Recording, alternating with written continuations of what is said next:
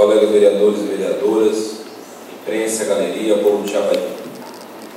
Gostaria, senhor presidente, de início, de eu começar meu pronunciamento dando parabéns a algumas pessoas. Primeiro, ao Dr. Carlos Borromeu, nosso secretário de Agricultura do município, juntamente à Associação da Casa Familiar Rural de Chapadinha, monitores da Casa Familiar Rural de Chapadinha, pela presença aqui hoje, pelo documento que foi entregue aos vereadores e pelo esforço em construir esse diálogo com essa casa para tratar de matéria de interesse da categoria.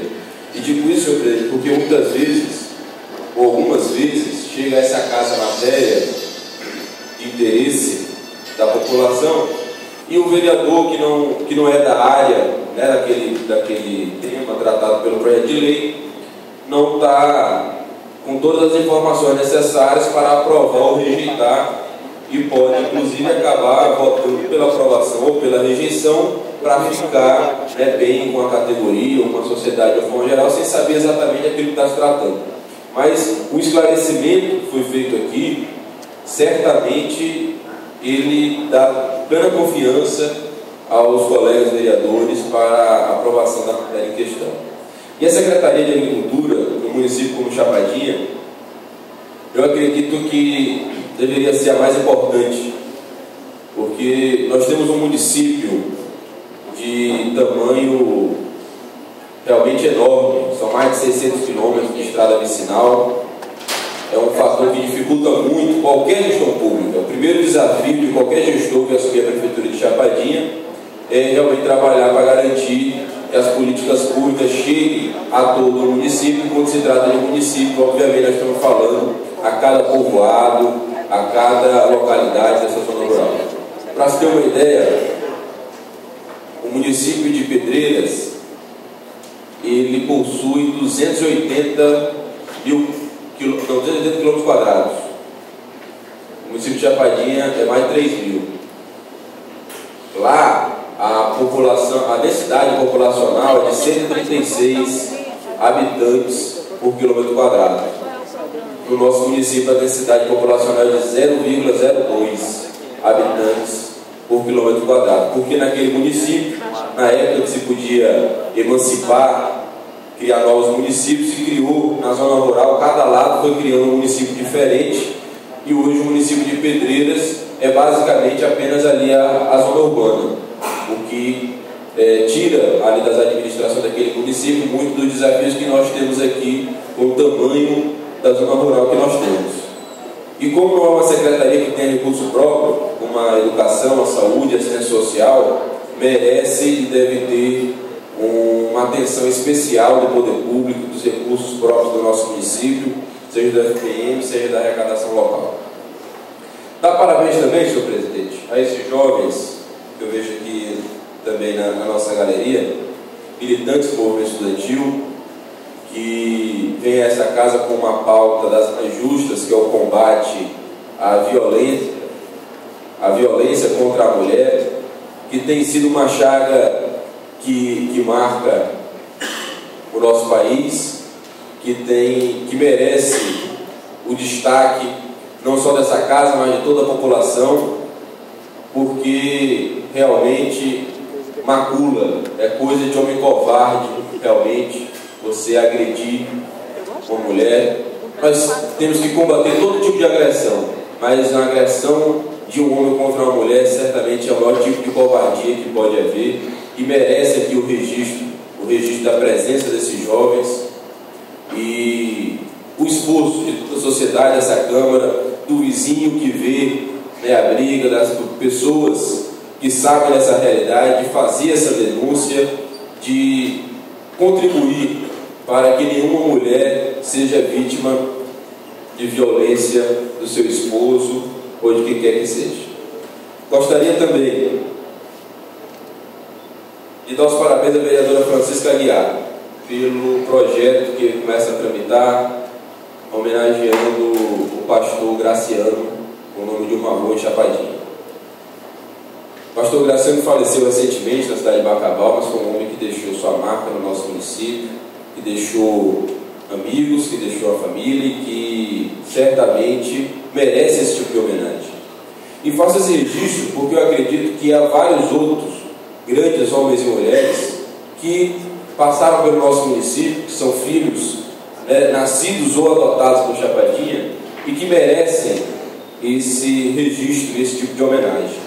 Nós tivemos recentemente o falecimento, por exemplo, do ex-vereador Antônio Alves, que certamente é uma pessoa a ser registrada. Nós tivemos o falecimento recentemente do senhor Francisco Pessoa, patriarca de uma das maiores famílias, das principais famílias, acho que é avô inclusive do vereador Marcelo Menezes, e que certamente merece. E agora, recentemente, essa semana passada, nós tivemos o falecimento do senhor Sansão Veras, que foi um empreendedor que contribuiu muito para o desenvolvimento de Chapadinha.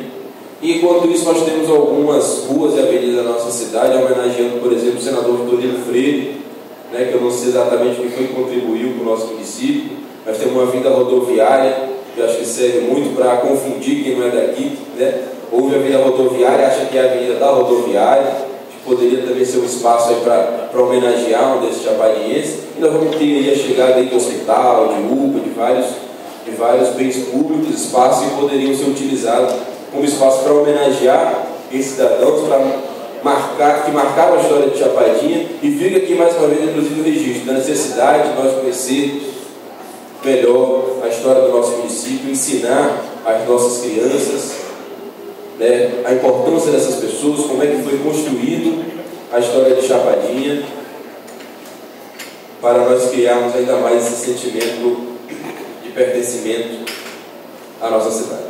Mas, senhor presidente, passado essas congratulações, gostaria de dizer que faltei à última sessão, eu estive aqui, porque eu estava em São Luís, fazendo um check-up, fazendo os exames do coração, porque disseram que eu ia ter um infarto,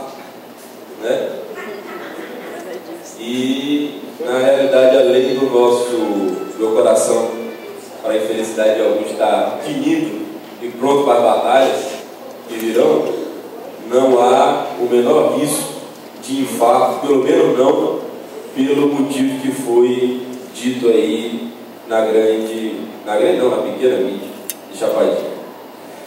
Nós temos aqui um documento enviado pela Secretaria de Educação ao Sindicato dos Servidores Municipais, tratando sobre as reivindicações da categoria, que já foi fruto de debate aqui nessa casa. Os professores já vieram a essa tribuna, inclusive, para defender o seu ponto de vista. Nós tivemos aqui vários vereadores presentes em assembleia do sindicato, com a vereadora Viciclei, que é professora e sempre esteve presente. E aqui nós vemos aqui alguns números que merecem destaque. Primeiro, é dito aqui que 75,64% do recurso está sendo utilizado para pagamento de profissionais em efetivo exercício do magistério. Na realidade, isso aí é o recurso que está sendo, esse montante de 10 milhões está sendo gasto para pagar os efetivos contratados. Mas entra também nesse cálculo os outros 3 milhões e 400 que está sendo utilizado para aos demais servidores de educação. Foi utilizado o pagamento de 3 milhões e 400, que representa um percentual de 24%. Ou seja, o que eu entendo desse documento?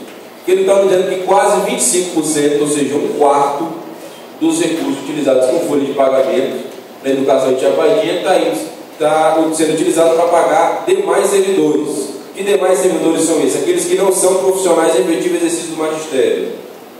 Nós estamos falando aqui dos contratados. E nós estamos falando, então, que o cálculo, juntando os concursados com os contratados, dos 17 milhões que chegaram pelo Fundeb Chapadinha até aqui nesse ano, 78,1% está sendo gasto com folha de pagamento. E se 78,1% está sendo gasto com folha de pagamento, isso extrapola, considerando o número de contratados, em muito o mínimo previsto em lei de 60%. E nós sabemos que o abono ele é utilizado quando não se alcança esse 60%, a administração consegue um abono para alcançar essa meta mínima. Ou seja, não vai ter abono, nem agora, nem final de ano, e não vai ter infarto então de oposição, nem agora, nem final de ano, nem momento nenhum. Só se for. Então, nós precisamos estar atentos a isso aqui. Porque, como eu já falei, simplesmente ir numa assembleia, falar e não dizer nada, não adianta. É necessário que os números sejam mostrados, como estão sendo mostrados aqui, mas sem tentar contornar a situação e mostrando a realidade do fato. Nós estamos tendo, até aqui, um nível altíssimo de gasto de pagamento, né?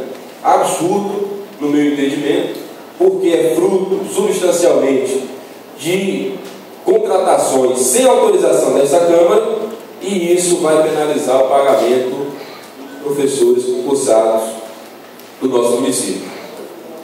E trata também aqui, senhor presidente, da redução da jornada de trabalho dos professores. A proposta que foi apresentada, aqui ela fala, e faz questão de ler, senhor presidente, porque a lei, né, a escrita, ela tem muita importância quando a gente vai discutir, principalmente quando a gente sabe que pode acabar tendo que parar na justiça esse debate. São 3 pontos. Primeiro, a redução da jornada de trabalho dos professores da rede municipal de 20 horas semanais em sala de aula com os alunos para 13 horas em sala de aula e 7 horas em atividade de planejamento na escola. Terceiro. 2. Aos professores que tenham apenas uma matrícula na rede municipal de ensino e concordarem em trabalhar as 13 horas semanais em sala de aula e as 7 horas destinadas ao planejamento serem transformadas em hora extra, que serão pagas no valor unitário de R$10 até o final do ano letivo de 2013, quando será realizado concurso público, e o município se adequará à jornada de 13 horas semanais em sala de aula para o ano letivo de 2014. E 3. Aos professores que não concordarem em trabalhar na sala de aula durante as 7 horas semanais destinadas ao planejamento, estão que seja efetuada a dobra da carga horária aos professores disponíveis na rede municipal, e não existirá disponibilidade que sejam contratados professores para suprir a necessidade imediata do município até a realização do concurso público.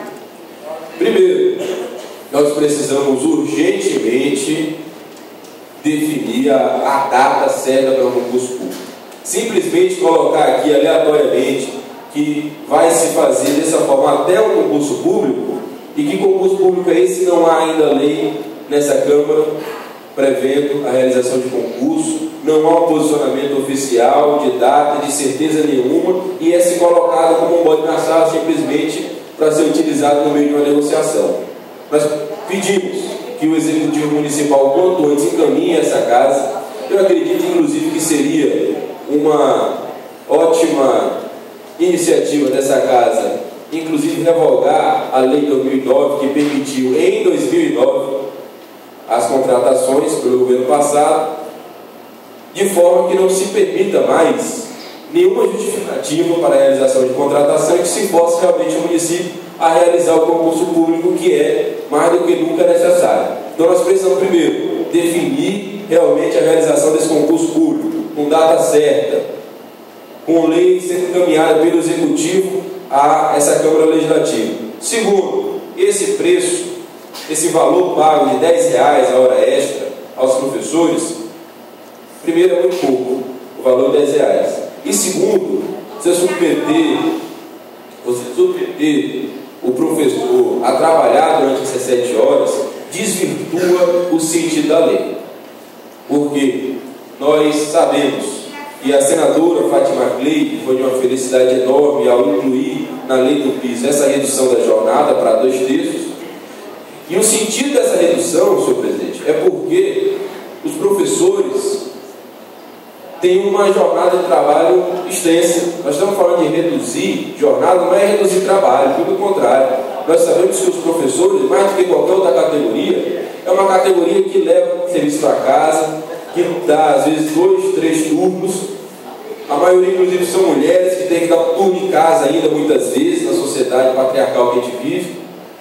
Ou seja, o intuito de reduzir essa jornada é garantir que esse 1/3 da jornada ele seja destinado ao planejamento, à avaliação, à correção de prova, a todos os demais vários trabalhos que os professores têm, que não são apenas aquele diretamente do serviço dentro da sala de aula com os alunos. E importante aqui também no ponto primeiro, que foi colocado aqui já no finalzinho, né, que às 17 horas em atividade de planejamento na escola. Causa-me preocupação porque o próprio secretário do sindicato disse que estava claro na lei que esse tempo de planejamento ele deve ser realizado dentro da escola. Isso está na lei. Isso não está na lei. Isso não está nem na LDB, nem na lei do piso. Isso deve ser fruto de negociação entre os professores, com cada diretor de escola, compreendendo que quando esse planejamento puder ser feito na escola, que a escola inclusive tem a estrutura necessária, com internet, com biblioteca, com espaço, ótimo. Mas você não pode querer obrigar o professor a fazer o planejamento. Esse professor que, ainda bem, ganhou e aumentou muito sua renda nos últimos 10 anos, e vários inclusive têm em casa, computador, tem internet, tem uma estrutura muito melhor do que na escola. Então você não pode obrigar ele a deixar de fazer o planejamento numa condição melhor para ser obrigado a fazer na escola como um instrumento de pressionar a negociação e forçar que esse professor ele acabe cedendo e aceitando trabalhar essas 7 horas, pagando esse valor, recebendo esse valor na hora extra aqui no seu pagamento. Então, eu sei que quando eu digo que esse valor é pouco para quem recebe, muito para quem paga, como tudo, né? Então, a melhor saída para a gente encontrar realmente o melhor valor, e digo todos nós, porque nós não estamos aqui para chincalhar, nós estamos aqui só para criticar, nós queremos encontrar as saídas, então que nos ajude a encontrar essas saídas juntos, permitindo que nós tenhamos acesso a todos esses números, a questão da folha de pagamento, o recurso que chega, do quanto é utilizado, para que a gente construa junto essa saída, que possa realmente pagar nessa hora extra aqui um valor que seja justo para o professor que aceitar, né, saber que é melhor não aceitar, né, porque nós queremos realmente a melhoria da educação. Essa emenda da senadora petista Fátima Cleide, ela tem o intuito de melhorar a qualidade do ensino, melhorar esse planejamento, melhorar as condições de trabalho do professor. E então, nós precisamos que essa proposta ela seja melhor dialogada. Uma parte ao vereador Maninho. Apesar de 17 minutos, eu defendo esse debate como for de tema importante para a sociedade. Às vezes quer falar 10 minutos, aí quando chega o tema de aprofundar, já bate uma fé que não pode. Eu defendo que dê continuidade. Mesmo que se passe, nós estamos aqui mesmo para trabalhar. É para terminar no horário certo, é um tema de grande relevância. Eu queria, aquilo como eu falei, a questão da violência, buscar uma saída. Se ficar só Eduardo Sal, Eduardo Braga, o Maninho, o Mício, o Marcelo, quem quer que seja, vereadores, não vai resolver. Que a Câmara cria-se uma comissão de diálogo, que se pode, porque é nossa função. Então, ficar só vendo essa situação, eu me proponho, caso venha a ser criado, para que nós possamos buscar também. Porque não ficar jogando um contra o outro. E nós estamos aqui para resolver os problemas conjuntamente. Espero que formar essa comissão a prefeita receba, diferentemente do que fez com os professores durante a paralisação dos 3 dias. Mas, sabendo do adiantado da hora, inclusive, eu proponho inclusive que a gente comece, que a gente mude o horário da sessão para começar às 8 horas da manhã, para esse presidente passe o dia todo aqui debatendo e trabalhando. Muito obrigado.